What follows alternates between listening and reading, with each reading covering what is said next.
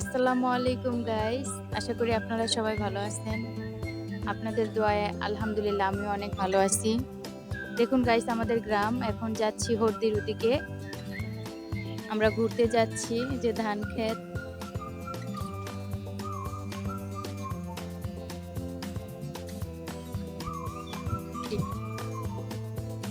আমার ছোট বোন। আচ্ছা, কেমন লাগছে ছোঁয়া? অনেক ভালো লাগছে কারণ আমরা হলদি যাচ্ছি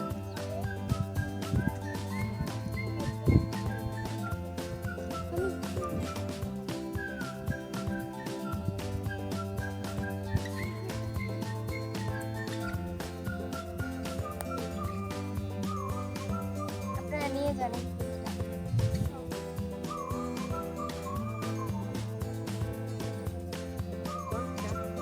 এদিক দিয়ে মানে এই যে রাস্তাগুলো যে দেখতেছেন, এগুলা শুকনা এখন, কিন্তু এই যখন শীত চলে যাবে তখন আবার পানি দিয়ে ভরে যাবে এই জায়গাগুলা।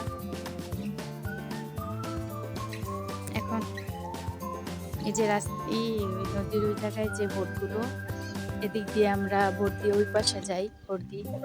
আর এইখানে বাঁশের পোল আছে, এখন আপাতত আমরা বাঁশের পোলে দিয়ে ওই পাশে যাব।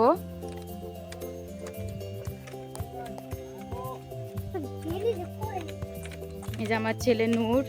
নূর, হাই বলো।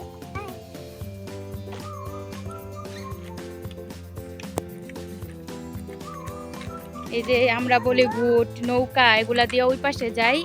এখন তো পানি কম, আর এইখানে এতটুক জায়গায় শুধু পানি শুকায় না, আর চারিদিকে পানি শুকিয়ে যায়। যেগুলো শুকায় গেছে ওদিকেও শুকায় গেছে। এই যে আমার কাছে আসো।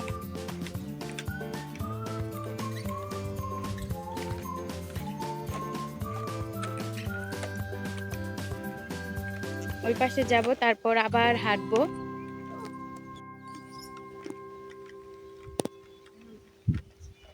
এই যে দেখুন ছাগল।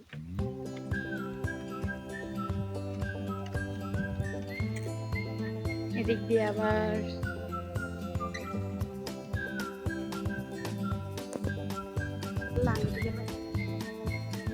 গাছ দেখুন, এই যে এটা এক ধরনের গাছ। এই গাছ আমরা ওষুধ হিসাবেও ব্যবহার করে থাকি।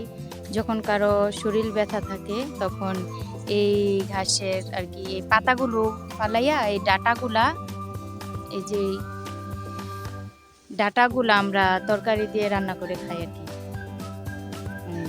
তরকারি রান্না করি মাছ দিয়ে, শুধু ডাটাগুলো পাতাগুলো ফালাই দিই। ওই যে দেখুন গাইস, ওরা অনেক দূর চলে গেছে।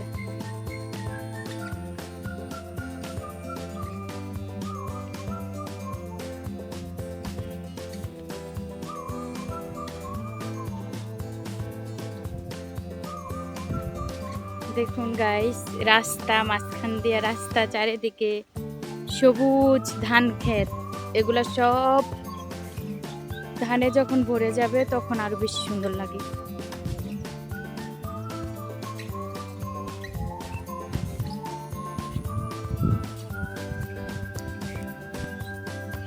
এই যে টমেটো ক্ষেত, এখানে টমেটো এখনো পাকে নাই। এখানে অবশ্য আমাদের ক্ষেত আছে, কিন্তু আমরা ওই ক্ষেত করি না, অন্য মানুষ করে। অন্য মানুষকে দিয়ে দিচ্ছি করার জন্য, কারণ এত দূরে আইসা মানে এত খাটনি করতে পারে না আগের মতো। আগে তো আমার দাদা হেরা অনেক মানে ফসল করত, অনেক পরিশ্রম করত, কিন্তু এখনকার মানুষ তো এত পরিশ্রম করে না। এই যে গাইস দেখুন, এই যে করলা ক্ষেত।